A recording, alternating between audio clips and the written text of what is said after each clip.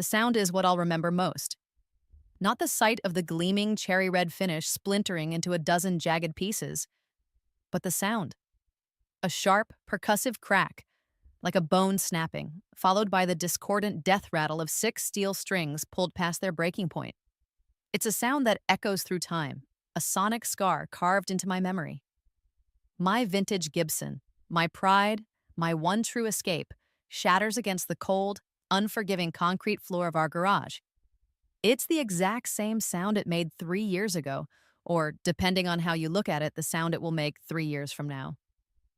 Time gets a little fuzzy when you've lived the same betrayal twice. My sister Maya stands over the wreckage. She's breathing heavily, her chest rising and falling beneath her pristine white blouse. Her perfectly manicured fingers, the nails painted a delicate shade of blush, are trembling from the force of the throw. Her face, usually a mask of calm, composed superiority, is twisted into a snarl of righteous fury. "You'll never be anything but a basement dreamer, Jake," she spits, the words as sharp and damaging as the shards of wood at her feet. "Stop embarrassing our family."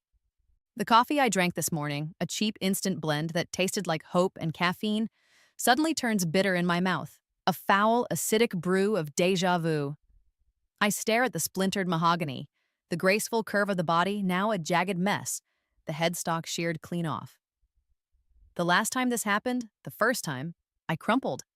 I fell to my knees amidst the debris of my most prized possession and wept like a child, my sobs echoing in the dusty silence of the garage.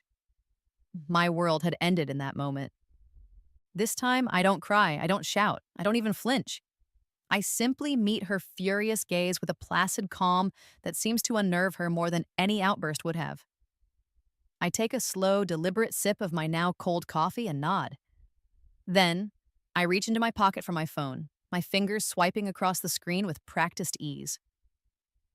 "You're right," I tell her, my voice even and steady. My thumb is already tapping out a text to my primary contact at Atlantic Records, a man who knows me only as Ghost Writer. I should probably give up music entirely. The crash of the guitar against the concrete acts like a switch, throwing me back into the memory that has defined my second chance at life. As Maya, her righteous pronouncement delivered, turns on her heel and storms out of the garage, the scene around me blurs and fades, replaced by the sterile, antiseptic white of a hospital room. The steady, rhythmic beeping of machines provides the soulless soundtrack to my final moments. 28 years old, withered and frail, a ghost haunting my own body.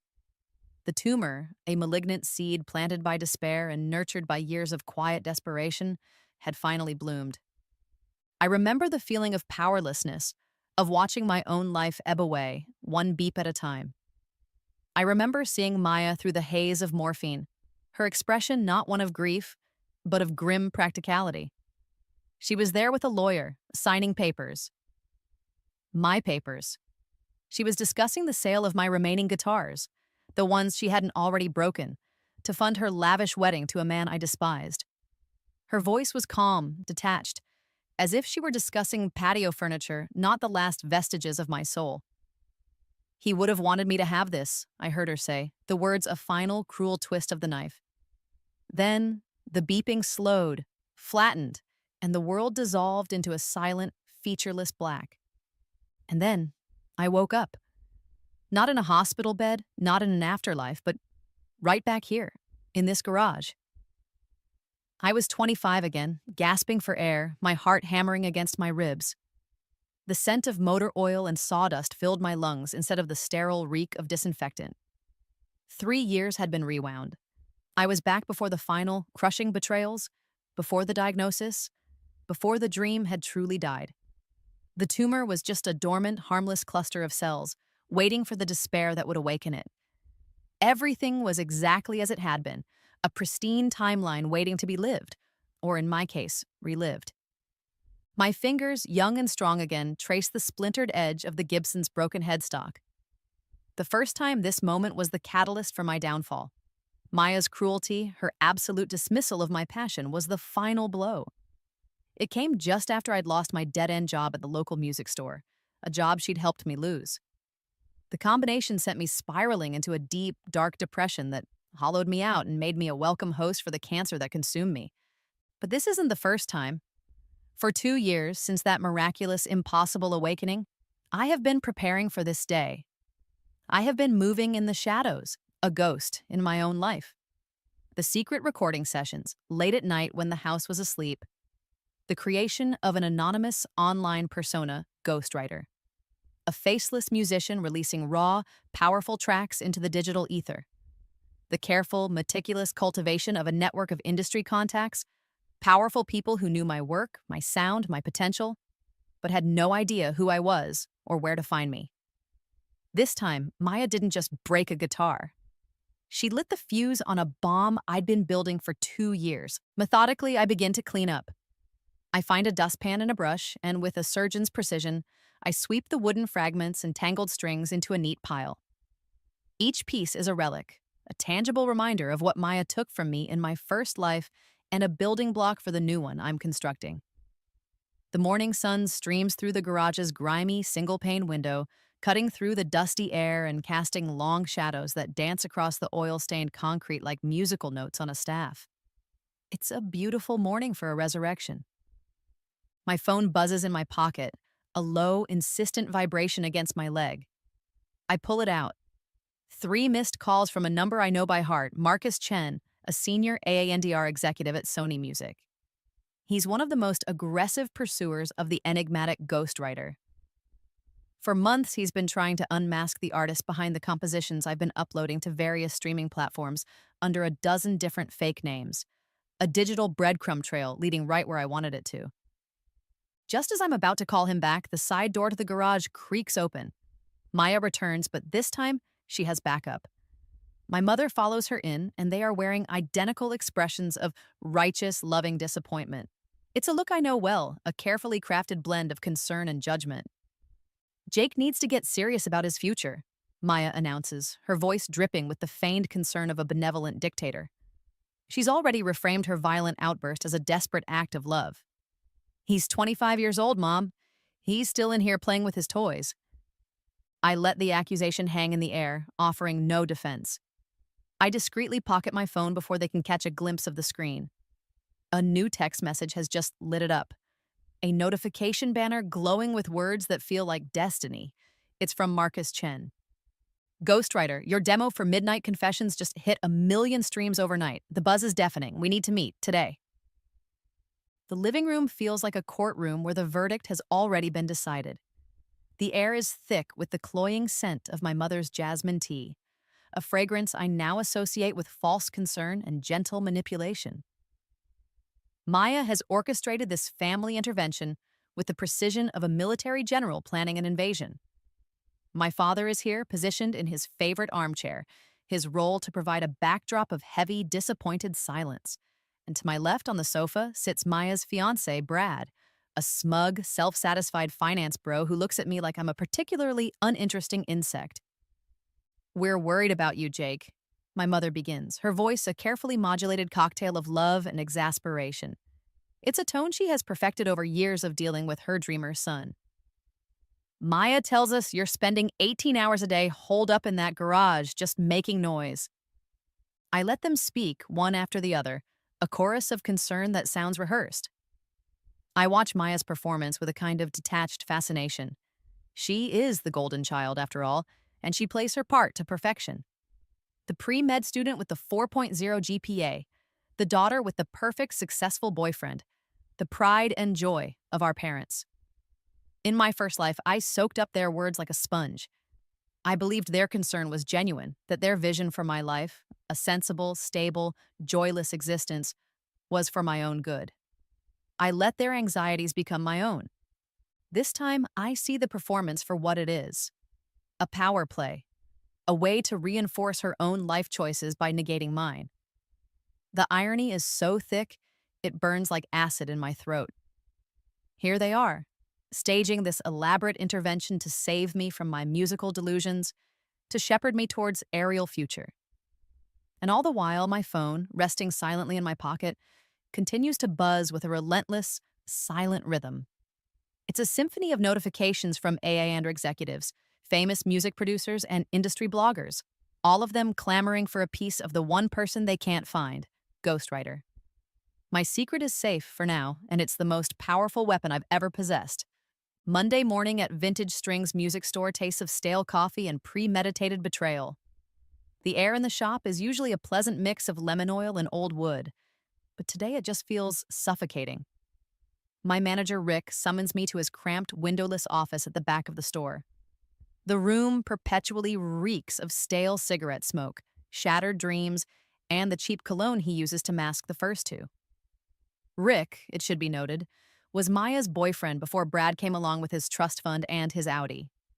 Their breakup was not amicable, but they've maintained a strange alliance, united by their shared belief in my inherent lack of potential. "Jake, we need to talk," he says, his words clipped. He doesn't look at me, focusing instead on some imaginary speck of dust on his cluttered desk. His thick fingers drum an impatient, arrhythmic beat on the faux wood surface, a nervous tick that always betrays his unease. "Maya called me yesterday. She's concerned about your stability." The script begins, and I listen with a sense of profound weariness as it unfolds, every word a perfect echo of the past. Rick, with a pained expression that's supposed to convey deep sympathy, explains how my erratic behavior, which translates to me spending my nights writing music instead of getting drunk with him, and my obsession with unrealistic dreams are making customers uncomfortable. He claims there have been complaints, though he can't specify from whom or about what. It's a masterclass in gaslighting, and in my first life it worked perfectly. I left his office feeling ashamed, broken, and convinced that I was the problem. By noon that day, 3 years ago, I was demoted to inventory duty in the cavernous, silent back room, away from the guitars and the people who played them. This time, I play my part. I let my shoulders slump. I stare at the floor. I project an aura of defeat. "Okay, Rick," I murmur, my voice just shaky enough. "I understand." He leans back, satisfied. The demotion is official. He thinks he's won, that he's put the basement dreamer back in his box. I spend the rest of the day in the stockroom, stacking heavy guitar cases with a mechanical, almost robotic precision. To anyone watching, I would look like a man whose spirit has been crushed. But inside, I'm electric. I've slipped in a single earbud, hidden by my hair, and it's streaming a playlist of a different sort. Voicemails from Marcus Chen, congratulatory texts from a music blogger in the UK, snippets of my own songs being used in viral videos. My smile, hidden from the world in the dusty solitude of the stockroom, tastes like revenge served ice cold. That evening, back in the sanctuary of my garage, the first strike is launched. The plan I've been cultivating for 2 years is finally set in motion. With a few clicks, I upload a new track to my anonymous ghostwriter accounts across all platforms. The song is called Family Betrayal. It's a haunting, minimalist ballad, just my voice and a single acoustic guitar, the melody laced with sorrow and a quiet, simmering rage. The lyrics don't name names, but they don't have to. They paint a chillingly precise picture of sibling jealousy disguised as concern, of a family's love that feels more like a cage. It's the story of having your wings clipped by the very people who were supposed to teach you how to fly. The internet works faster than I could have ever hoped. Within a few hours, the song is a spark. By midnight, it's a wildfire. It starts trending on TikTok, where users stitch it with videos of their own experiences, their faces etched with a familiar pain. The hashtag #ToxicFamily explodes. The comments section of the YouTube upload becomes a digital support group, a wailing wall for the misunderstood and the betrayed. Thousands of people share their stories. A brother who laughed at their art, a mother who called their passion a silly hobby, a father who demanded they pursue a sensible career. The song ceases to be just my story. It becomes an anthem. My phone rings just after midnight. It's Maya. Her voice, usually so controlled and measured, is shaking with a fury she can barely contain. "Did you see it?" she demands, without so much as a hello. "That awful song that's going viral? It's about us, isn't it? Someone in this town must have overheard something. They must have told our business to some random, pathetic musician." I let out a long, deliberate yawn into the receiver, playing my part of the oblivious, defeated brother to perfection. "What song?" I ask, my voice thick with fake sleep. I was asleep, Maya. You know, I don't really follow all those pop music trends. I can almost feel her frustration vibrating through the phone, a satisfying tremor of chaos she can't control. By Wednesday, the shockwaves from family betrayal have reached the shores of the professional music world. It's no longer just a viral TikTok sound, it's a phenomenon. Prominent music industry insider blogs are writing think pieces about it. They're calling Ghostwriter the authentic voice of a generation, a raw, unfiltered talent, and they are all asking the same question: who is this person? The anonymity only fuels the fire, creating a mythic quality around the music. The real world effects are even more immediate. Back at Vintage Strings, Rick notices a change. There's a marked increase in foot traffic, but it's not our usual customers. Middle aged men reliving their glory days. It's teenagers. Dozens of them coming in with their friends, pointing at guitars, their eyes shining with a newfound inspiration. They talk about the Ghostwriter song, how it made them feel seen, how it made them want to learn to play. During our Wednesday staff meeting, Rick, completely oblivious, takes full credit. He puffs out his chest, leaning back in his chair with the air of a man who fancies himself a business guru. You see, he announces to the two other part-time employees, sometimes adversity creates opportunity. It just goes to show that any publicity is good publicity. Maybe this ghostwriter fellow is good for business after all. He winks at me as if we're sharing a private joke, as if his act of petty cruelty was actually a brilliant marketing strategy. I nod along, a faint, non-committal smile on my lips. I let him have his moment of unearned pride. I let him believe he's riding the wave when, in reality, he's about to be drowned by it. Because while he's pontificating, I am silently composing my next song in my head. The melody is sharp, the lyrics are serrated. I already have the title, Small Town Tyrant. Rick has absolutely no idea that he's about to become internet famous for all the wrong reasons. His name is about to become synonymous with every petty, power-tripping boss who ever crushed a dream to feel a little bigger. Small Town Tyrant drops on Friday evening, timed perfectly to hit its peak over the weekend. The release is a tactical nuke. Where family betrayal was poetic and allegorical, this new track is brutally specific. It's a rock anthem with a driving beat and a snarling guitar riff, and the lyrics are a masterwork of passive-aggressive portraiture. They paint a vivid, unflattering picture of a failed musician turned bitter music store manager, a man who gets his only pleasure from belittling young, aspiring artists, a gatekeeper of a tiny kingdom of dust and broken dreams. I included details only a local would know. The faded poster of his old band, Static Bloom, still hanging in his office. His habit of mispronouncing the names of famous guitarists. His condescending catchphrase, "It's a tough business, kid." The town's local Facebook groups, usually reserved for complaining about potholes and advertising garage sales, absolutely explode. It's instantaneous. Dozens of people recognize Rick immediately. The comment threads become a torrent of confirmation and shared grievances. Local teenagers, past and present, share their own stories of Rick's harsh treatment, his dismissive attitude, his sneering remarks about their cheap instruments or their musical aspirations. Former employees come out of the woodwork detailing his pattern of hiring talented young musicians, only to systematically break their spirits. The song gives them a voice, a validation they never had. Rick calls in sick on Saturday. It's the first time he's ever missed a weekend shift. But as I'm taking out the trash, I see his beat-up Honda Civic parked in the alleyway behind the dumpster.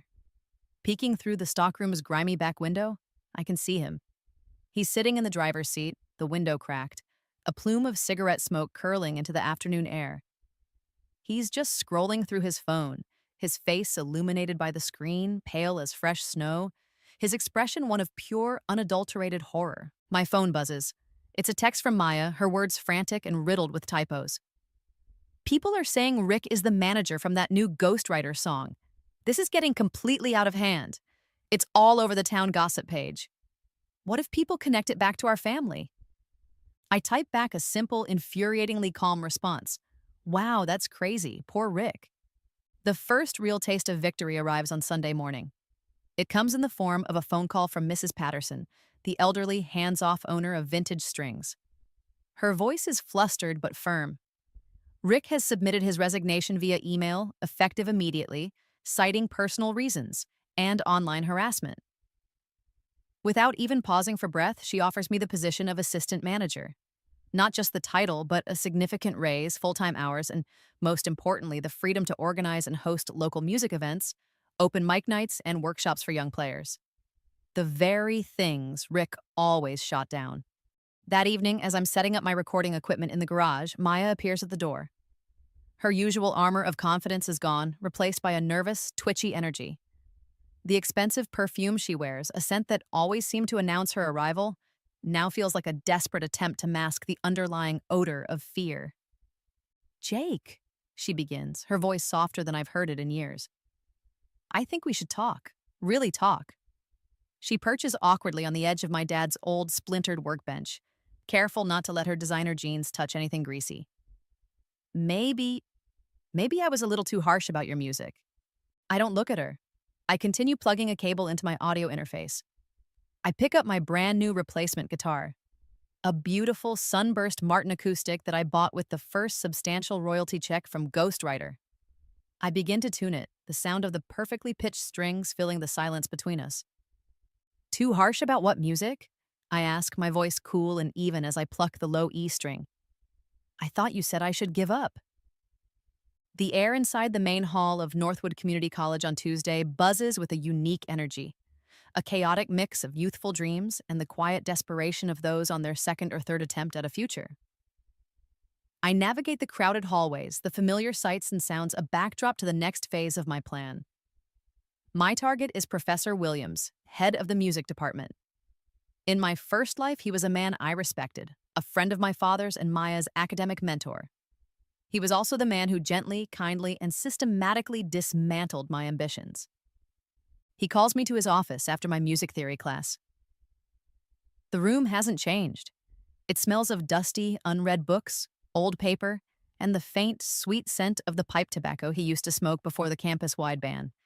It's the smell of broken promises. "Jake, have a seat," he says, gesturing to the worn leather chair opposite his desk. He adjusts his wire-rimmed glasses with a practiced, authoritative gesture. "Your father and I had a little chat over the weekend. He asked me to have a frank conversation with you. Your family is concerned about your direction." It's happening again. The same paternalistic speech, delivered with the same feigned sincerity. He drones on about the realities of the music industry, how it's a one-in-a-million shot, how a man needs a practical career to fall back on. He uses phrases like long-term stability and marketable skills. He tells me my fantasy of being a musician is becoming an embarrassment to my family's good name in this small, interconnected town. Dad's a respected accountant, Mom's on the board of every local charity, and Maya is their pre-med prodigy. I am the anomaly, the loose thread they are all desperate to snip. The fluorescent lights on the ceiling hum with a low, incessant buzz, like a dying amplifier. Professor Williams slides a course catalog across the desk. "I've taken the liberty of highlighting some business courses," he says, his voice smooth as honey. "Accounting, marketing. These are skills that will serve you well, son. Think of your future. Think of stability." In my first life, I listened. I nodded. I let his words poison my resolve. This time, I nod and smile, but my mind is already writing lyrics. By Thursday, the sabotage is complete. I log into the student portal to check my schedule and discover that Williams has made good on his threat. My advanced music composition course, the capstone class I desperately needed to be eligible for the State University Transfer Scholarship, has vanished. In its place is remedial mathematics. I go to his office. He feigns surprise, blaming it on an administrative error. He promises to look into it. I then go to the registrar's office, a place that perpetually smells of frustration, cheap coffee, and bureaucratic red tape. Mrs. Henderson, the perpetually stressed-out secretary, offers a weary, apologetic smile. "Oh, honey, I'm so sorry," she says, her eyes conveying genuine sympathy. "Professor Williams already filled that last spot in the composition class this morning. There was another student on the wait list." She pats my hand. "Perhaps next semester, dear." I put on my best show. I let my shoulders slump in defeat. I thank her for her time, my voice laced with disappointment. I walk out of the administrative building looking like another kid whose dreams just hit a brick wall. But my phone, safely tucked in my pocket, contains the ammunition I need. A series of screenshots covertly taken from a fellow music student who works part-time in the department office. They're from an internal faculty messaging system, showing Williams bragging to a colleague about how he successfully redirected another dreamer toward reality. He calls it academic triage. That evening, the garage becomes my studio and my war room. The anger I feel is cold and sharp. I channel it into my music. I compose Professor Pretender, a savage, satirical, and painfully accurate musical exposé of an academic authority figure who gets a perverse joy from crushing the very dreams he's supposed to nurture. Professor Pretender is launched on Friday night, and it hits the local college community like a lightning strike. The song is an acoustic folk punk anthem, catchy and venomous. The lyrics are surgically precise, detailing the mannerisms of a specific type of music professor, one who dismisses any music made after 1978, who constantly laments the death of real music, and who takes every opportunity to steer passionate students towards A-fur majors. The song's most brutal barb is the chorus, which reveals the professor's deep-seated bitterness stems from his own failed career as a keyboardist in a cheesy 80s wedding band. The recognition among the Northwood student body is immediate and total. Everyone knows it's about Professor Williams. Social media platforms become a digital tribunal. Students, both current and former, flood the college's unofficial Facebook page and local forums with their own stories of Williams. They share anecdotes of his discouraging remarks, his condescending critiques, and his overt pattern of advising talented music students to switch to business or communications. The song acts as a key, unlocking a floodgate of suppressed resentment. The college's official Facebook page is quickly overwhelmed.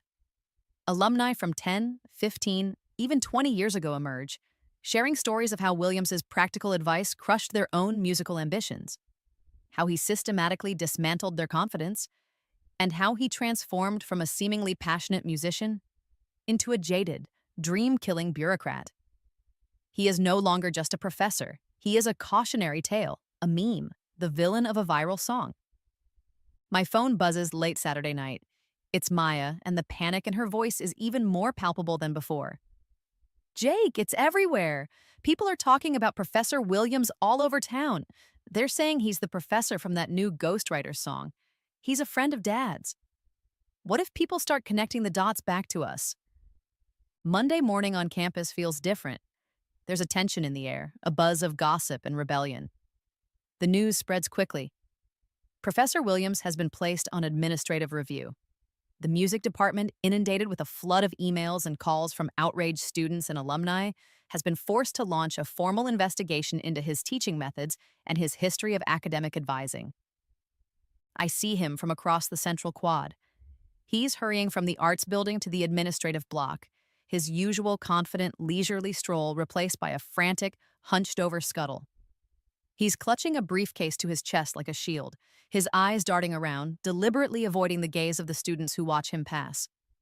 His swagger, the easy authority he always projected, has completely evaporated. He looks small, hunted. By lunchtime, the student-run college newspaper has published a front-page exposé. The headline is bold and accusatory: "When Teachers Become Dream Crushers, the Professor Pretender Controversy." It features a large, unflattering photo of Williams, taken during a lecture, looking smug and condescending. The article is filled with quotes from the Ghostwriter song, juxtaposed with anonymous, harrowing testimonials from students he has wronged over the years. My art has become a legitimate news story. My phone buzzes again. It's not Maya this time. It's Marcus Chen. His text is short and ecstatic. Ghostwriter's impact on the academic world is incredible. We've got calls from major news outlets. Rolling Stone wants an interview about your influence on youth culture. We need to talk logistics. When can we meet in person? The world I was building in secret was breaking through into reality with more force than I had ever anticipated. The Sunday dinner table feels like a tribunal, and I am once again the one on trial. The scent of Mom's pot roast, usually a comforting aroma, feels heavy and oppressive. tasting of sawdust and simmering desperation. Maya has assembled the family for another crisis meeting. Her anxiety is a palpable thing, a frantic energy she's barely managing to contain beneath her perfectly applied makeup and serene expression.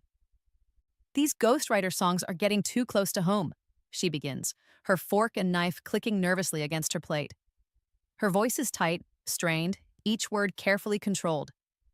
First it was Rick, now it's Professor Williams. These aren't just random coincidences. What if people start putting the pieces together? What if they figure out the connection is us? For the first time in what feels like forever, my father speaks up. He sets his fork down on his plate with a deliberate, uncharacteristic force. The sound echoes in the tense silence. Maya, he says, his voice low and rumbling. Maybe these songs are hitting so close to home because they're telling the truth. Maybe they're telling the truth about what really happens in this town. It's a direct hit. Maya's carefully constructed mask of control slips for just a fraction of a second, revealing the raw panic churning underneath. Dad, you can't be serious, she stammers, her eyes wide. You can't possibly think. She stops, turns her desperate gaze on me. Jake, tell them. Tell them you don't know anything about this ghostwriter person. I look at her, then at my parents, and I deploy the most powerful weapon in my arsenal. Perfect, plausible deniability. I feign a look of utter bewilderment. Ghostwriter? Is that the guy who did that song about the manager? I think I heard something about it at work. I proceed to ask a series of detailed, innocent questions. What kind of music does this ghost person make? Are they local? Why is everyone so worked up about it? The trap is sprung. Maya realizes her critical error. In her panic to discredit the songs, she has only succeeded in piquing our parents' curiosity. She has drawn their attention directly to the very thing that terrifies her. Well, my mother says, her interest genuinely sparked, if they're causing such a stir in town, maybe we should listen to these songs. What are they called, dear? The color drains from Maya's face. She looks like she's just swallowed poison. She has opened a Pandora's box in our own living room, and she has no idea how to close it. The scent of jasmine and treachery fills the kitchen on Wednesday evening. Maya sits across from me at the old oak table, her posture radiating a tense, deliberate calm. Her laptop is open, angled so I can see the screen. It's a web page, an online application for a corporate training program based in Chicago. My name is already typed into the relevant fields. I filled this out for you, she says, her voice as sweet as honey, but with a bitter, metallic aftertaste of false concern. It's a fantastic opportunity, Jake. A 6-month, all-expenses-paid training program with a guaranteed placement in a management position afterward, a real future. I scroll through the details, my expression unreadable. Paid training, corporate housing, a guaranteed 6-figure salary upon completion. It's the golden ticket, the embodiment of everything my family defines as success. But I see the catch immediately, hidden in the fine print of the start date. Monday. The program begins this coming Monday. Accepting this opportunity means I would have to pack up my life and move across the country in less than 5 days. It means abandoning my job at Vintage Strings, the one I'm finally starting to enjoy. It means leaving behind the garage, my studio, my entire ghostwriter operation just as it's reaching a critical mass. I already spoke with the recruiter, Maya continues, her eyes fixed on my face, gauging my reaction with unsettling intensity. I told them you were eager to accept. Mom and Dad think it's a perfect idea. A fresh start, Jake. A chance to get away from all the distractions here. Her victory seems assured. She believes she's found the perfect, benevolent way to end my musical career for good. The family intervention that follows feels less like a conversation and more like a coordinated ambush. It's a full-court press of emotional manipulation, and they've perfected their strategy. They gather in the living room, a united front of loving concern. Mom leads with tears, her voice trembling as she speaks of my wasted potential and her fears for my future. Dad follows with a stern, patriarchal lecture on duty and responsibility, his words heavy with disappointment. And Maya, the orchestrator of it all, plays the role of the compassionate, long-suffering sister who only wants what's best for me. Sometimes we have to save people from themselves, she explains to our parents. Her performance so convincing it's almost admirable. She frames her actions as a heroic rescue mission. Jake is just too stubborn to see this incredible opportunity for what it is. He needs a little push in the right direction. The printed out application paperwork sits on the coffee table between us. It's a contract, a surrender document, a death warrant for my dream. In my first life, this was the moment I finally broke. Exhausted, beaten down, and convinced they were right, I signed it. The corporate job that followed was a slow, soul-crushing poison. It hollowed me out, killed my musical spirit, and paved the way for the depression that ultimately made my body a welcome host for the cancer that took my life. This time, my hand is steady as I reach for the pen. I look at Maya, at her radiant, triumphant smile. She thinks she has won. She believes she has finally, definitively saved me from myself. I look at my parents, their faces a mixture of relief and love. You're right, I say, my voice quiet but clear. I should probably take this seriously. I pull the papers toward me, uncapping the black ink pen with a soft click that sounds like a gunshot in the silent room. Maya's smile widens. This is it. The end of the silly garage band phase, the beginning of my respectable life. I lean over the signature line, the pen hovering for a dramatic beat. My family watches, holding a collective breath, anticipating the scrawl of my name, the symbol of my capitulation. Instead of writing Jake Miller, I move the pen with a slow, deliberate flourish. In elegant, stylized script, I write 2 words across the signature line. Ghostwriter. I slide the paper back across the coffee table towards Maya. She doesn't notice at first, her mind already celebrating her victory. She picks it up, ready to file it away, but then her eyes catch on the signature line. Her smile freezes, then collapses. What is this? Her voice is a choked whisper at first, then it climbs several octaves into a sharp, panicked squeak. Jake, what did you just write? The comfortable, loving atmosphere in the room evaporates instantly. The silence that follows is heavy, suffocating, broken only by the low hum of the refrigerator from the kitchen and Maya's increasingly rapid, shallow breathing. My mother and father lean forward, their brows furrowed in confusion, trying to read the name that has been the talk of our town for weeks. Ghostwriter, my dad reads aloud, the name sounding foreign and strange coming from his lips. He looks from the paper to me, his confusion slowly hardening into suspicion. Isn't that the musician everyone has been talking about? The one who wrote those songs about Rick and Professor Williams? Jake, why would you write that name? I offer a small, innocent shrug, my face a mask of practiced bewilderment. The chaos I have just unleashed is beautiful, and I am savoring every second of it. I don't know, I say, my tone light and casual. The name just popped into my head. Weird coincidence, right? Maya's world is visibly crumbling in real time. Her hands, clutching her laptop, begin to tremble.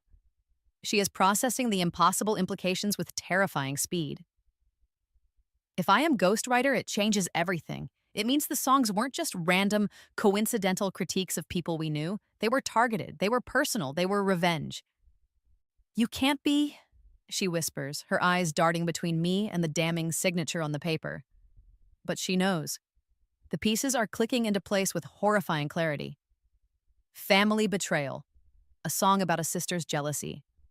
Small-town tyrant, an exposé of her ex-boyfriend. Professor Pretender, a takedown of her academic mentor. It wasn't coincidence.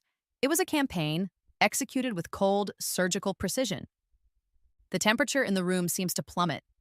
The air grows thick with unspoken accusations and dawning horror.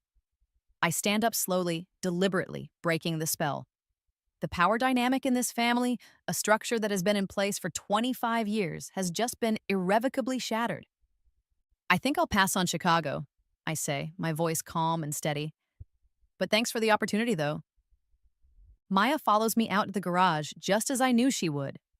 The moment the kitchen door swings shut behind us, her carefully maintained composure shatters completely. She begins to pace the concrete floor like a caged animal, her arms wrapped tightly around herself, her breathing shallow and rapid. The scent of her expensive perfume is sharp with the undertones of pure panic.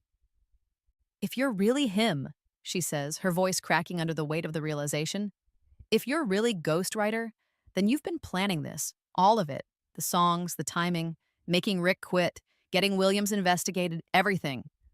I don't answer her. I turn my back and begin my nightly ritual of organizing my music equipment. I coil a cable with slow, deliberate movements. I wipe down the fretboard of my new Martin guitar. My calmness is a stark, cruel contrast to her spiraling panic, and the effect is intoxicating. I am in complete control and she knows it. "Jake, please," she begs, her voice dropping to a desperate whisper. "You have to stop. If this gets out, if people find out that our family is the one behind those songs, it would ruin us. It would ruin Dad's business. It would ruin my reputation." She doesn't finish the sentence, but the unspoken implications hang heavy in the dusty air. Her perfect life, her perfect image, built on a foundation of lies and my suppression, is about to be demolished. For the first time in our entire lives, my sister is begging me for something. Not commanding, not demanding, not manipulating, begging. The role reversal is dizzying, a tectonic shift in our lifelong dynamic. The taste of it is like sweet, dark vindication mixed with the sharp, clean notes of my morning coffee. It's the taste of freedom. "What do you want?" she asks finally, her voice small and broken. Her pride, her most formidable weapon, has crumbled into dust. "Money? Is that it? I'll give you my savings account, all of it. Just don't release any more songs about us, please." I stop what I'm doing. I turn to face her fully, letting her see the cold, quiet resolve in my eyes.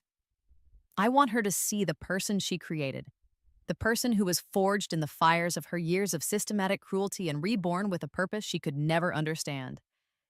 "I want you to understand something, Maya," I say, my voice low and even. The garage falls silent. The only sounds are the distant hum of late-night traffic on the main road and her own ragged, desperate breathing. The conference room at the downtown Marriott on Saturday morning smells of expensive, freshly brewed coffee and life-altering opportunities.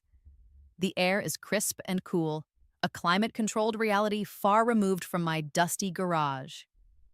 Marcus Chen, the Sony Music A&R executive, who has been hunting me for months, sits across a polished mahogany table from me. His energy is infectious, a crackling aura of enthusiasm and ambition. Between us, a series of contracts are spread out like a roadmap to a future I had only dared to imagine. "The streaming numbers for Ghostwriter are absolutely unprecedented for an unknown artist," Marcus explains, his words tumbling out in his excitement. He taps a series of graphs on his tablet showing meteoric rises and staggering engagement metrics. "We're not just talking about a successful release, Jake. We're talking multi-million-dollar deal, a world tour, legitimate Grammy potential. This is a phenomenon." The irony is a delicious private joke. Just a few days ago, my family staged an intervention to save me from my delusional dreams. My sister, in a state of pure panic, is currently worried about my secret identity being exposed and bringing shame to our family. Meanwhile, in this hotel room, the most powerful forces in the music industry are offering me everything she and they insisted I could never and should never achieve. "There's just one thing," Marcus continues, leaning forward, his voice dropping to a conspiratorial, excited tone. "The whole anonymous thing was a brilliant marketing move. It built the mystery, the buzz, the mythos. But we're at the tipping point. Now, we need to capitalize on it. We need you to go public. The world is dying to know who Ghostwriter is. We need a face for the brand." Marcus slides a single piece of paper across the table. It's not a contract, it's a bank statement. My bank statement. For an account I set up 2 years ago under a shell corporation, the sole recipient of all Ghostwriter earnings. I stare at the number at the bottom, the final balance, and my vision blurs for a second. It's a staggering figure, an amount of money that would take my father, a successful accountant, at least 5 years to earn. "This is all you," Marcus says, a wide, infectious grin spreading across his face. "Streaming royalties from platforms all over the world. licensing deals for the use of your songs in commercials and TV shows that we brokered on your behalf, merchandise sales from the online store we helped set up. You've been earning a fortune while staying completely invisible. He taps the statement. And this, my friend, is just the beginning. My phone, sitting on the table, buzzes with a notification. It's from one of the financial apps I'd set up months ago, tracking my investments. The initial royalty payments, which I had immediately poured into a diverse portfolio of stocks and bonds, have already grown substantially. The numbers on the screen are more than just wealth. They represent absolute unconditional freedom. Independence from Maya's judgment, from my parents' expectations, from the suffocating limitations of my small town and my old life. I am not just a musician, I am a self-made, financially independent entity. There's something else, Marcus says, his tone shifting from excited to one of serious, game-changing excitement. This isn't just about Sony. The buzz around you is so big it started a bidding war, and Atlantic Records. They came in with an offer we've never seen before for a new artist. They don't just want to sign you, they want to make you the flagship artist for their brand new prestige division. This isn't just a contract, Jake, it's a partnership. He slides the actual contract over. I scan the key clauses and the terms are mind-boggling. A signing bonus that dwarfs the bank statement I just saw. Complete creative control over all my music and visual branding, a profit-sharing model that is almost unheard of for a debut artist. And the final stunning clause, the establishment of my own record label imprint, funded by Atlantic, giving me the power to sign and develop other artists I believe in. They aren't just buying my music, they are investing in my vision, my taste, my future as a music mogul. We've been tracking Ghostwriter for 8 months, Marcus admits, his professional mask dropping for a moment to reveal the genuine music fan beneath. Before the first song even went viral, the demos you were leaking on obscure forums, the songwriting, we knew. Your sound, your message, the way your lyrics connect with listeners on a visceral level, this is once-in-a-generation talent, Jake. We're not just offering you a deal, we're offering you the keys to the kingdom. Sunday evening brings Maya to the garage. Not to the front door, but to my sanctuary, my space. She doesn't knock. She just appears in the doorway, a ghost of her former self. The perfect composure, the armor of confidence she's worn her entire life, is gone. She's wearing a simple sweater and jeans. Her hair is slightly disheveled, and her eyes are red and puffy. There are streaks down her cheeks where mascara has run, carried by tears that, for the first time, might actually be genuine. The air around her tastes of desperation, and a final desperate gamble on remorse. Jake, she says, her voice thick and raspy. I'm sorry. I am so sorry. She doesn't wait for a response. She stumbles forward and collapses into my dad's old rickety chair, looking smaller and more fragile than I have ever seen her. I didn't understand. I swear I didn't. I thought I was protecting you. I thought I was saving you from a lifetime of disappointment. She launches into an apology that is almost poetic in its construction. She hits all the right notes. A full acknowledgement of the harm she caused, a clear acceptance of her responsibility without making excuses, and a litany of promises to change, to support me, to be the sister she should have always been. It's a flawless performance. She's clearly researched how to make a proper, effective apology, and she is executing it with the same precision she applies to everything in her life. I broke your guitar because I couldn't bear the thought of watching you chase these impossible dreams and end up with nothing, she says, tears welling in her eyes again. It hurt me to see you hurting yourself, but I was wrong. I was so completely wrong. Just then, my parents appear behind her, framing her in the doorway. It's another intervention, but this time the roles are completely reversed. They know, I'm not sure how they found out for certain. Maybe the local gossip finally became undeniable. Maybe Maya confessed everything, but they know I am Ghostwriter. The garage, my fortress of solitude, is suddenly filled with the scent of their regret and my mother's jasmine tea.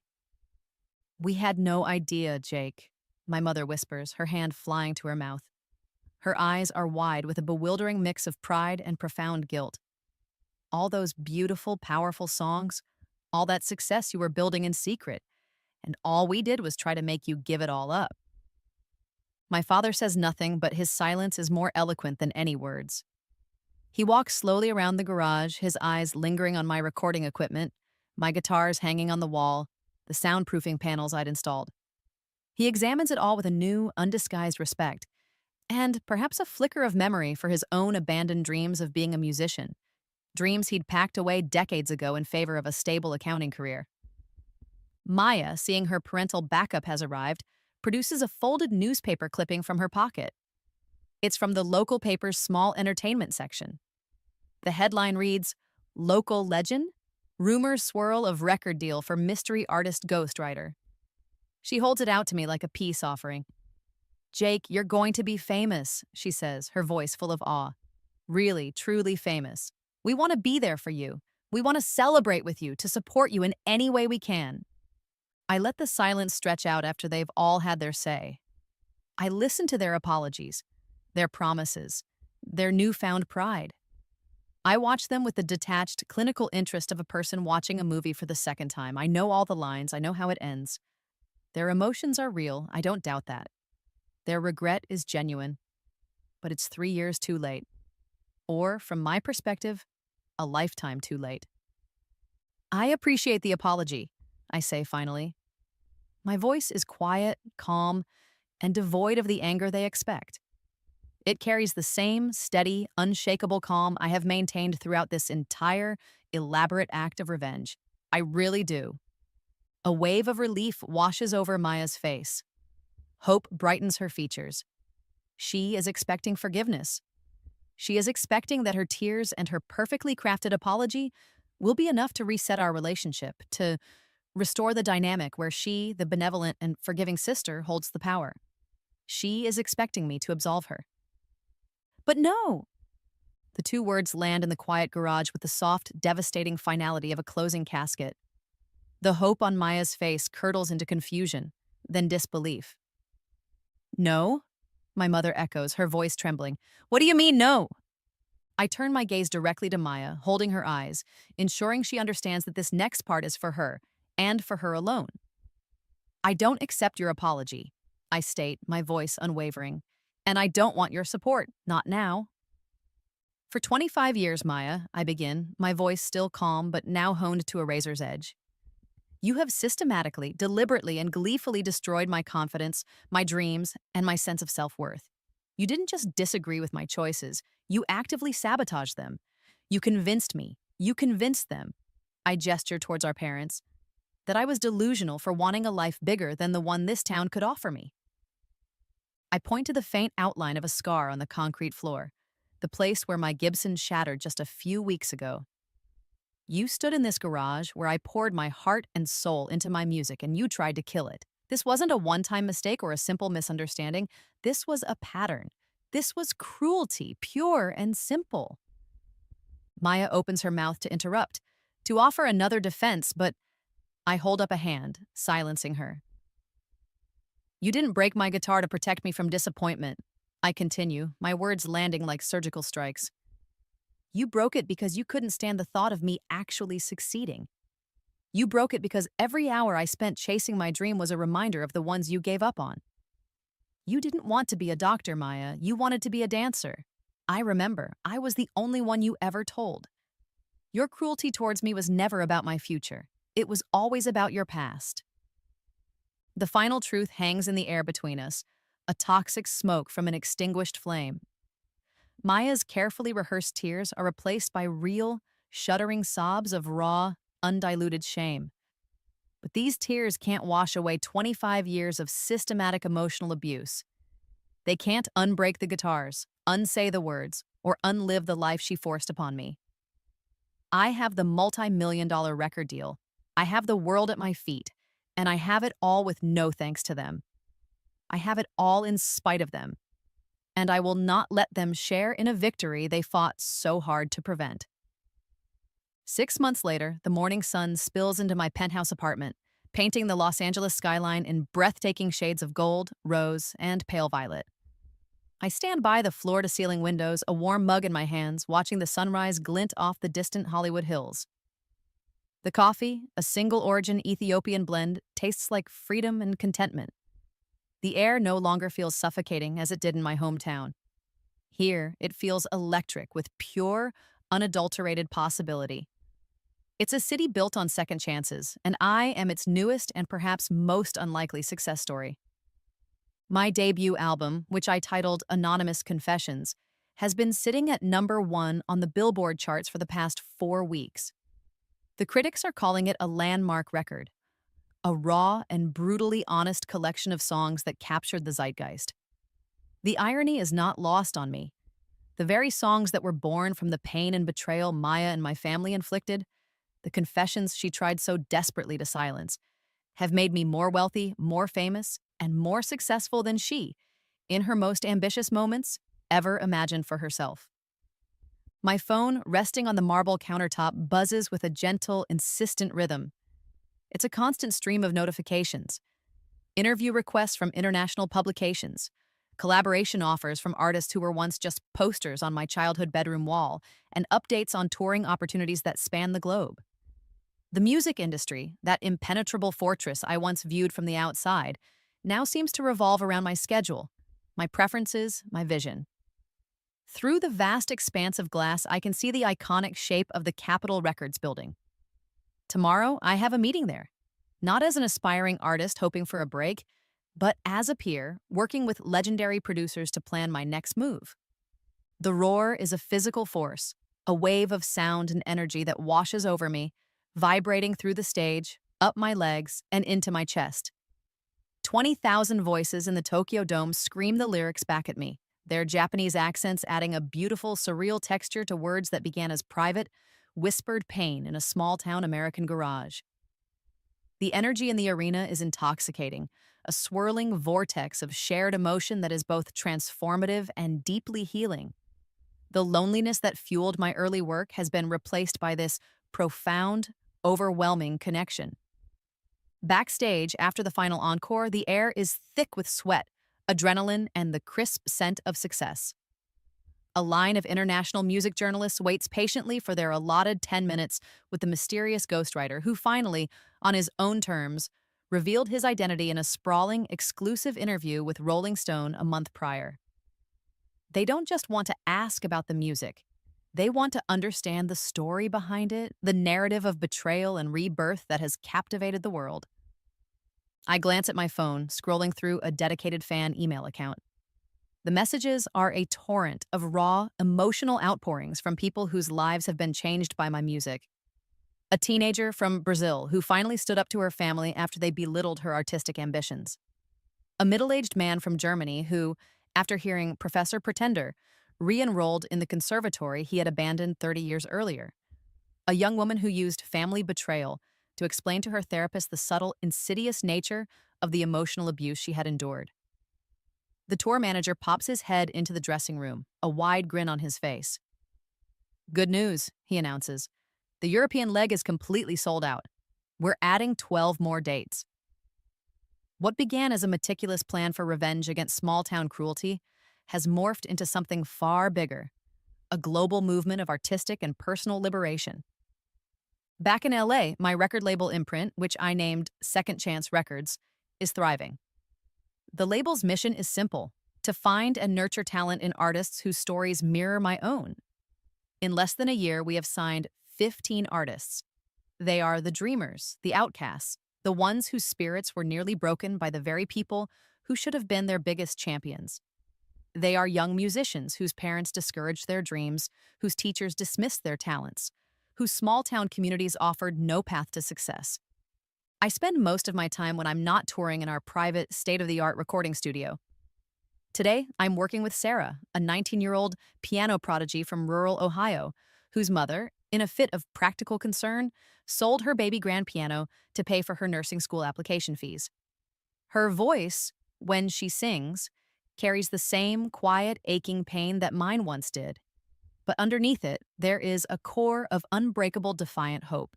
"They told me I was wasting my time," she tells me during a break, her fingers idly tracing a silent melody on the keys of the brand-new Steinway I bought for the studio. "They said that dreams don't pay the bills and that music was a child's fantasy." I smile, a genuine, easy smile. I remember Maya's almost identical words, words that once had the power to shatter me. Sometimes, I tell Sarah, passing her a bottle of water, the people who try to kill our dreams are really just trying to kill their own regrets. She looks at me, a flicker of understanding in her eyes, and then she turns back to the piano and begins to play. For the first time since I left, I drive back through my hometown. The windows of my rental car are down, and I breathe in the familiar air, a mix of cut grass and damp earth. It no longer feels suffocating, it just feels small. The familiarity is comfortable now, rather than constraining, like looking at a photograph from a distant past. It has no power over me anymore. I drive past Vintage Strings Music Store. A large, glossy poster advertising my upcoming concert documentary is displayed prominently in the front window. Mrs. Patterson is behind the counter, and she gives a friendly, neighborly wave to my passing car, completely unaware that the global superstar on the poster is the same quiet, part-time employee she once promoted to assistant manager. I pass by my childhood home. It looks exactly the same, but Maya's sensible sedan is no longer in the driveway. According to my mother's brief, reluctant updates during our stilted monthly phone calls, Maya moved to Portland a few months after I left. She works as a medical technician in a quiet clinic. She never finished med school. She never married Brad. She just left. The town feels smaller than my memory had suggested, its invisible fences and self-imposed limitations glaringly obvious now that I have seen the world beyond them. It's not a bad place, I realize. It was just a bad place for me. The final scene of my life's first act plays out on the deck of a beach house in Malibu. The Pacific Ocean stretches out before me, a vast, endless expanse of shimmering blue, reaching for a horizon that once seemed impossibly, cruelly distant from the confines of my garage. My guitar rests against the deck railing. It's a custom-built instrument, a one-of-a-kind piece crafted by the luthiers at Martin, a gift from the company after my first album went platinum. It's a more beautiful, more resonant, and infinitely more valuable instrument than the one Maya destroyed. New songs come easily now, flowing not from a place of pain and revenge, but from a wellspring of joy, gratitude, and a hard-won peace. I'm writing my autobiography. A publisher paid a staggering advance for the rights to the story they've only heard whispers of: the rebirth, the cold, and calculated revenge, the quiet, anonymous rise, and the final, explosive transformation from victim to victor. The words fill the page with an easy, unburdened grace. As the sun finally melts into the ocean, painting the sky in fiery shades of orange, purple, and crimson, a profound sense of closure settles over me. The fires of my anger have long since burned out, leaving behind not ashes, but fertile ground.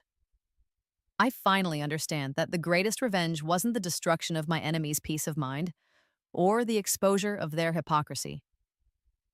The best revenge wasn't revenge at all. It was simply, quietly, and unequivocally becoming everything they said I could never be, and then becoming more.